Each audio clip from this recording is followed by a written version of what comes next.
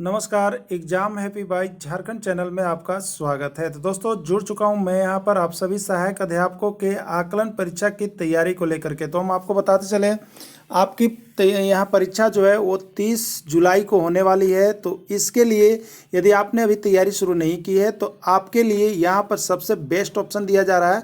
आपके लिए आकलन परीक्षा क्रैश कोर्स की शुरुआत कर दी गई है। जो अभी तक कहीं भी क्लास नहीं किए हैं तो क्रैश कोर्स का यहाँ पर जो मूल्य रखा गया है वो सिर्फ और सिर्फ 250 रुपये रखे गए हैं। लेकिन यदि आप कंप्लीट तैयारी करना चाहते हैं तो उसके लिए यहाँ पर जो है आपको 400 रुपये रखे गए हैं।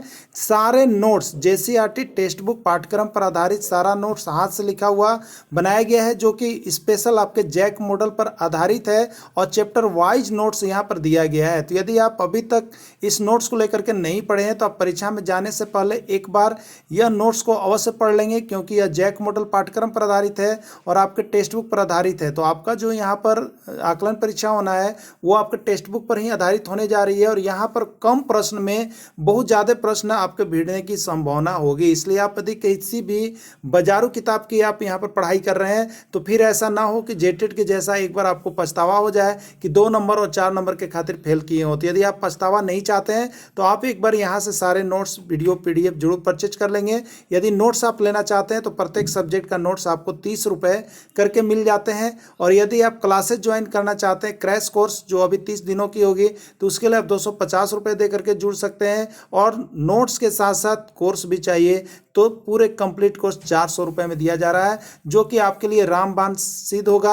और आप यहाँ से अगर सारे नोट्स PDF और टेस्ट सीरीज को बना लेते हैं तो आपकी सफलता 101% निश्चित है। तो आप अभी कभी हमारे मोबाइल नंबर यहाँ पर देख रहे हैं, इस मोबाइल नंबर पर अवश्य फ़ोन कर लेंगे और जुड़ जाएंगे और सारे नोट्स और PDF ले लेंगे, क्योंकि क्लासेस शुरू हो गई है और यह सफलता सीरीज शुरू किया गया है। तो इस सफलता सीरीज में आप सभी का स्वागत है। चलिए चलते हैं प्रश्न की ओर। अंतस्थ व्यंजन इनमें से कौन है? अंतस्थ व्यंजन इनमें से कौन है आपको बताना है। यह है, र, ल है, व है या सभी। तो देखिए अंतस्थ व्यंजन के अंतर्गत जो है य, र, ल और व, ये तीनों जो व्यंजन है उसको हम लोग अंतस्थ व्यंजन कहते हैं। याद कर लीजिएगा, क्योंकि यह 2 से 3 राज्यों में पूछ दिए गए हैं। अगला प्रश्न है ऊष्म व्यंजन की पहचान करें। ऊष्म व्यंजन की पहचान करें, यह 10 राज्यों की परीक्षा में अब तक आ चुका है हिंदी सेक्शन के अंतर्गत। तो आप सभी ऊष्म व्यंजन की अवश्य पहचान कर लीजिएगा। तो देखिए ऊष्म व्यंजन के अंतर्गत ऊष्मा जो हम उच्चारण करते हैं वह ऊष्मा के रूप में बाहर निकलता है, इसलिए इसको ऊष्म व्यंजन कहते हैं। और इस व्यंजन में किसको शामिल किया गया है, यहाँ पर जो प्रश्न दिया गया है उसमें तालब सा भी है, उसमें मुदन सा भी है और उसमें दंड सा भी है। तीनों को जो है यहाँ पर ऊष्म व्यंजन के अंतर्गत रखा जाता है, यानी इसका राइट आंसर डी हो जाएगा। अगला है इसमें अल्प प्राण व्यंजन कौन है। यह भी अब तक 10 राज्यों की परीक्षाएं में पूछ दिया गया है कि अल्प प्राण व्यंजन कौन सा है। तो देखिए अल्प प्राण और महाप्राण एकदम आप कॉन्फिडेंस के साथ रखिएगा याद, क्योंकि यहाँ से एक प्रश्न आपके एग्जाम में आ रहे हैं। क है, च है, प है या सभी है। देखिए आप जो वर्ग लीजिए, जैसे क वर्ग में हम कहेंगे क वर्ग में हम लोग लिखते हैं क, ख, ग, घ और अंग लिखते हैं ना। देखिए इसके अंतर्गत क्या है, अल्प प्राण में प्रत्येक वर्ग का जो वर्ण आता है उसका पहला, उसके बाद तीसरा और उसके बाद पांचवा, यानी पहला, तीसरा और पांचवा वर्ण जो होता है वो आपको अल्प प्राण के अंतर्गत आता है। ठीक है। अगर च वर्ग की बात करें तो च, छ, ज, झ यहाँ लिखते हैं।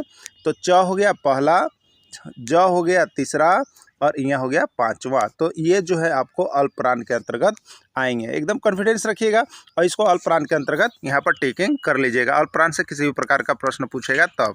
तो आप यहाँ देख रहे हैं कि क वर्ग का ये पहला है, च वर्ग का ये पहला है और प वर्ग का पहला है। तो किसी भी वर्ग का पहला, तीसरा, पांचवा कौन होता है, अल्प प्राण होता है। तो ये सब का पहला है, इसलिए इसका राइट आंसर डी हो जाएगा। चलिए अगला प्रश्न है इसमें महाप्राण व्यंजन कौन है। इसमें महाप्राण कौन है। तो जैसे देखिए क वर्ग की हम बात करें प्रत्येक वर्ण का, तो क, ख, ग, घ और अंग होता है ना। अब देखिएगा इसमें पहला, तीसरा और पांचवा क्या है, अभी हमने आपको बताया अल्प प्राण। तो बाकी बच गया कौन, देखिए बाकी बच गया आपके पास दूसरा और बाकी बच गया चौथा। तो ये दूसरा और चौथा वर्ण जो आएगा वो आपको महाप्राण के अंतर्गत चला जाएगा। ठीक है। तो अब आप महाप्राण को समझ गए होंगे, दूसरा और चौथा हो गया। ओके। चलिए अगला प्रश्न देखिएगा, इसमें विसर्ग चिन्ह है। इसमें विसर्ग चिन्ह कौन है, तो ये ए है, बी है, सी है या डी है। तो विसर्ग का चिन्ह ये होता है, आप सभी लोग जानते हैं। तो विसर्ग चिन्ह का यानी राइट आंसर सी है। इसमें संयुक्त व्यंजन की पहचान करें, संयुक्त व्यंजन की पहचान करें। बहुत बार आया हुआ प्रश्न है संयुक्त व्यंजन, आप सभी इसको अवश्य देख लीजिएगा क्योंकि संयुक्त व्यंजन से एक प्रश्न आपके आने वाले एग्जाम में है। संयुक्त व्यंजन की पहचान करें, कौन है इसमें संयुक्त व्यंजन, ठीक है। छ, त्र, ज्ञ या सभी, ठीक है। तो देखिए संयुक्त व्यंजन के अंतर्गत छ भी होता है, त्र भी होता है, ज्ञ भी होता है और एक सर भी होता है, ठीक है।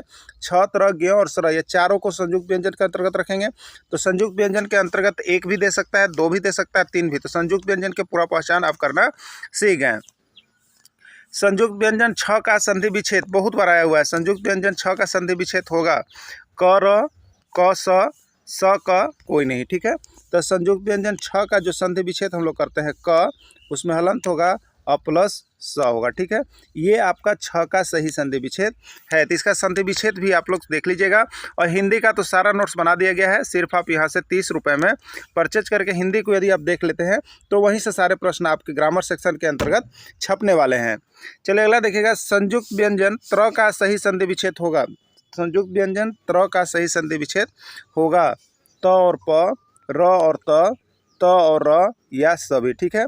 तो संयुक्त व्यंजन त्र का सही संधि विच्छेद जो होगा वो आपका होता है, देखिए त और र होता है, त्र का होता है।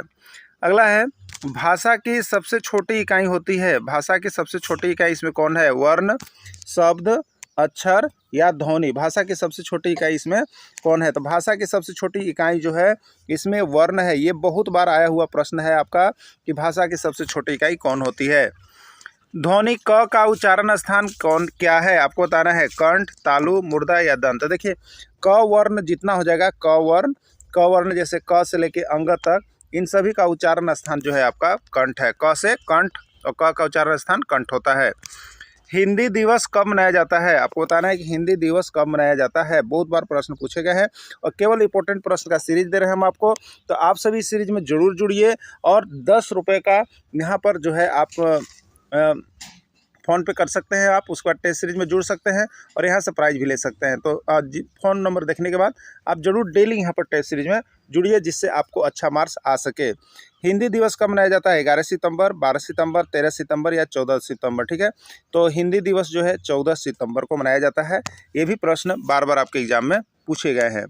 अगला प्रश्न है यहाँ पर, बच्चा कौन सी भाषा सबसे पहले सीखता है। देखिए यहाँ पर बच्चा कौन सी भाषा सबसे पहले सीखता है, अंतर्राष्ट्रीय भाषा, राष्ट्रीय भाषा, मातृभाषा या कोई नहीं, ठीक है। तो देखिए बच्चा सबसे पहले जो है वो मातृभाषा ही सीखता है। मातृभाषा का मतलब होता है कि अपने मदर टंग से यानी अपने क्षेत्र में रह रहे जिस तरह की भाषा का प्रयोग किया जाता है उस भाषा में बच्चा सबसे पहले सीखता है, इसलिए वह मातृभाषा ही होगा। भारतीय संविधान में कितने भाषा को मान्यता प्राप्त है, भारतीय संविधान में कितने भाषा को मान्यता प्राप्त है, 20, 21, 22 या 23। भारतीय संविधान में कितने भाषा को मान्यता प्राप्त है। तो भारतीय संविधान में देखिए 22 भाषा को मान्यता प्रदान किया गया है, ठीक है। 22 भाषा को मान्यता प्रदान किया गया है। आगमन में कौन सा उपसर्ग है, देखिए आगमन में कौन सा उपसर्ग है, आ है, आग है, आगमन है या कोई नहीं, ठीक है। तो देखिए उपसर्ग जो होता है वो आपका यहाँ पर आगमन में आ होगा, क्या होगा, आ जोड़ गमन, आ जोड़ गमन। देखिए अगर यदि हम आग लिखते हैं तो ये आग कोई उपसर्ग नहीं होता है, ठीक है। तो आ जोड़ गमन इसमें मुख्य रूप से उपसर्ग होंगे, तो आपको आ उपसर्ग इसमें आंसर देना है। संहार का सही संधि विच्छेद क्या है, संहार का सही संधि विच्छेद क्या है, आया हुआ प्रश्न है। सम जोड़हार, समह जोड़ र, समह जोड़वार या सभी। तो संहार का सही संधि विच्छेद होता है सम में हलन और जोड़ हार, ठीक है, ये सही आंसर है। तो बहुत लोगों का यहाँ पर जो टेस्ट सीरीज का, तो मेरे प्यारे शिक्षक बंधु अभी आप लोगों के लिए यहाँ पर टेस्ट सीरीज आज से लॉन्च कर दिया गया है। तो आपको बताते चले यहाँ पर 35 टेस्ट सीरीज के साथ साथ 25 सफलता सीरीज भी आपको दिया जा रहा है जो सिर्फ 100 रुपये में, और यह वैसे प्रश्न है जो परीक्षा में सीधे लड़ने वाले हैं। तो आप अभी कभी इस 3 दिनों के लिए इस 20-20 प्रश्नों का 35 टेस्ट सीरीज है जो कि बहुत ही इंपॉर्टेंट है। विभिन्न राज्यों के प्रश्नों को भी इसमें मिलाया गया है और उसके बाद 25 प्रश्नों का यहाँ पर 20 टेस्ट सीरीज है, सफलता सीरीज है, 25 सफलता सीरीज है, जिसको आप लेकर के पढ़ लेते हैं तो यह आपकी सफलता में 4 चांद लगा सकता है। तो जैसे ही वीडियो आपको मिले, हमारे मोबाइल नंबर को आप देख रहे हैं, यहाँ से जल्द आप परचेज कर लेंगे और सारे नोट्स को यहाँ पर देख लेंगे। वीडियो के अंत तक जुड़े रहें, इसके लिए आप सभी को बहुत बहुत धन्यवाद।